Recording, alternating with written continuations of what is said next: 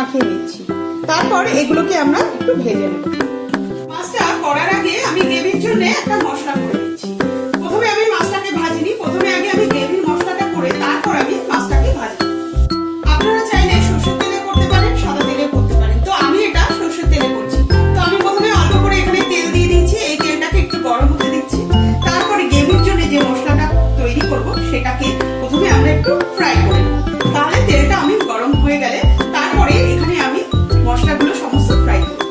আর ভিডিওটা স্কিপ করে গেছি, আমি এখানে দেখাচ্ছি। আমি এখানে তেলটা গরম হওয়ার পরে তারপরে এখানে আমরা দুটো পেঁয়াজ দিয়ে দিয়েছি, তার সঙ্গে আদা রসুন দিয়ে দিয়েছি এবং কাঁচা লঙ্কা।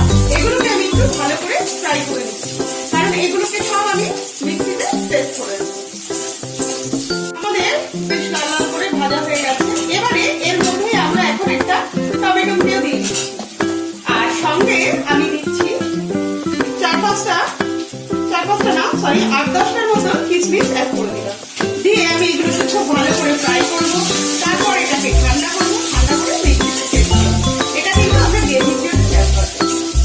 গ্রেভির জন্য আরো একটা মশলা ব্যবহার করছি, সেটা হচ্ছে আমি এখানে চালমগজ আর 2 চামচ পোস্ত ভিজিয়ে রেখেছি, সেটাকে এখন আমি পেস্ট করে দিচ্ছি।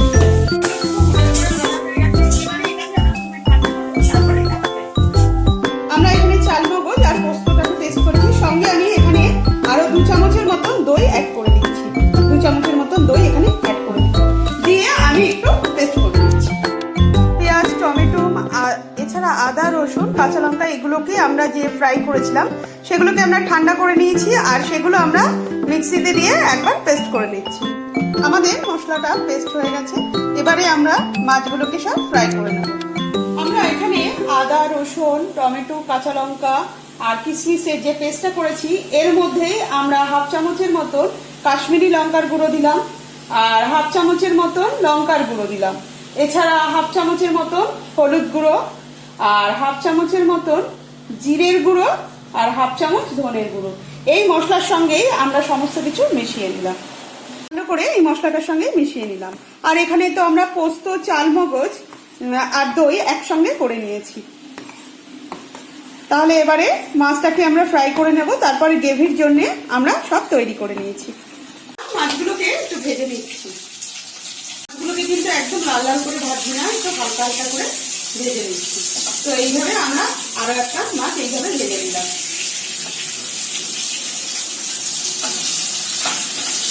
মাছগুলোকে সব ভেজে ফেললাম। এবারে এই তেলের মধ্যেই আমরা শুকনো লঙ্কা আর সাদা জিরে আর গোটা গরম মশলা ফোড়ন দিচ্ছি।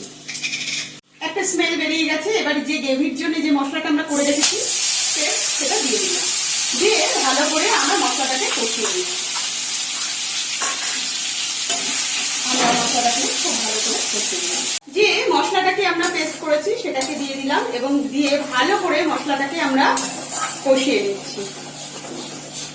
মোটামুটি মশলাটাকে খুব ভালো করে কষানো হয়ে গেলে তারপরে পোস্ত, দই আর চালমগজ পেস্ট সেটা আমরা এখানে দিয়ে দেব।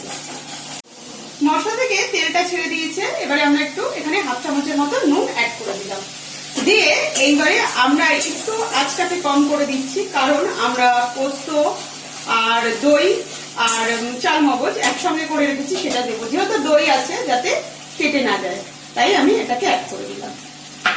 দিয়ে আমি ভালো করে এটাকে মিশিয়ে নিচ্ছি, মিশিয়ে ভালো করে একটু ফ্রাই করে নিচ্ছি। এবারে কিন্তু এই ফ্রাই করতে করতে এর মধ্যে আমি এখন চিনি দিচ্ছি। 1/2 চামচের মতো চিনি এখানে অ্যাড করে দিলাম, দিয়ে ভালো করে এটাকে মিশিয়ে নিচ্ছি। মশলাগুলো খুব ভালো করে ফ্রাই করা হয়ে গেছে। এবারে এর মধ্যে আমরা 1 কাপের মতন, 1 কাপের থেকে কম, হাফ কাপ গরম জল অ্যাড করছি। করে আমরা এটা একটু ফুটতে দিচ্ছি, তারপরে আমরা এখানে মাছগুলোকে দিয়ে দেবো। আমরা গ্রেভিটা খুব পাতলা রাখবো না, একটু গাঢ় করবো, তাই আমরা এখানে অল্প করে জল অ্যাড করলাম। গ্রেভিটা ফুটছে, এবারে আমি মাছগুলোকে এখানে ছেড়ে দিচ্ছি। আমরা এখানে পরপর মাছগুলোকে অ্যাড করে দিচ্ছি। তো খুব সহজ, এইভাবে আপনারা করে ফেলুন বাড়িতে। এবারে এর মধ্যে ভালো করে একটু মাছগুলো হতে দেবো 2 মিনিট, তারপরে আমরা এটাকে নামিয়ে ফেলবো। এর মধ্যে আমরা 1/2 চামচের মতন গরম মশলা অ্যাড করে দিচ্ছি। আমরা এর আগে গরম মশলা অ্যাড করিনি। দিয়ে আমরা একটু হতে দিচ্ছি 2 মিনিট। এটা হয়ে এসছে, আমি 2টো কাঁচা লঙ্কা ছিঁড়ে দিলাম। আমরা এর থেকে আর গাঢ় করবো না, এবারে আমরা এটাকে বন্ধ করে দিচ্ছি।